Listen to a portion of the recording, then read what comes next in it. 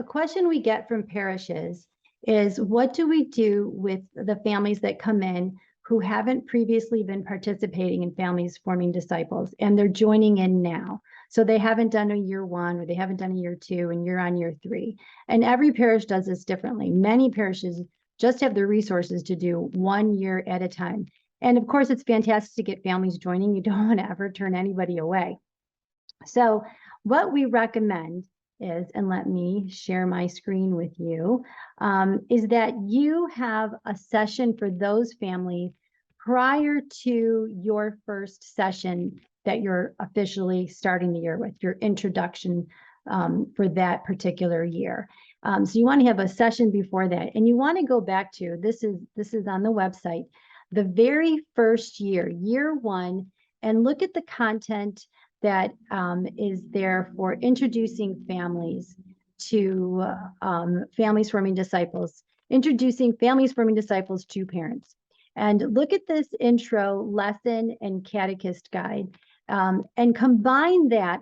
I would say just have one session with combining that session with this lesson here of the domestic church. So you want to start them maybe a month before everybody else, or maybe have them 2 weeks in a row before everybody else.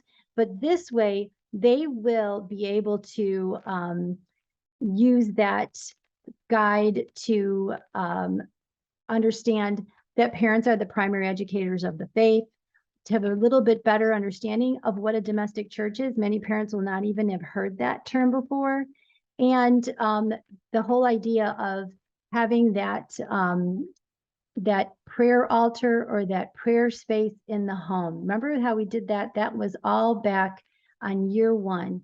So I would go through this lesson again, talks about the domestic church, talks about gets them a little bit used to the format, the conversation, and it's got those beautiful videos on the prayer corner or the prayer altars in their home, so that you can kind of get them up to speed.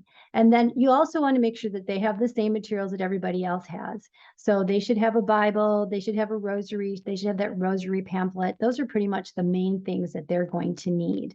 So yes, you can incorporate families that have not been participating in Families Forming Disciples in prior years. It doesn't have to be perfect. Just be welcoming and loving, and they will find that you really are a great home for them. So as always, we're keeping you in prayer, your ministry, your families, and all of your intentions. God bless you.